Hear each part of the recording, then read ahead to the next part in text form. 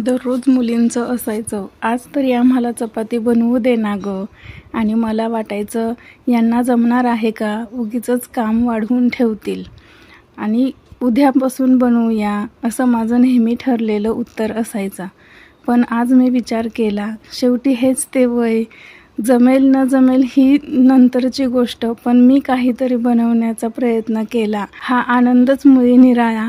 भातुकली यालाच तर म्हणतात. प्रत्येक गोष्ट मनापासून करणं, ती एन्जॉय करणं आणि मी केल्याचं एक सुख समाधान मिळतं ते वेगळंच. म्हणून मी आज ठरवलं, काही काम वाढलं तरी चालेल, पसारा झाला तरी चालेल, पण आज यांना संधी द्यावी. आणि पाहते तर काय, त्यांच्या छोट्याशा चिमुकल्या हातांनी एवढी सुंदर चपाती बनवली आणि मला असं वाटलं की आज खरोखर अन्नपूर्णाच माझ्या घरी अवतरल्या.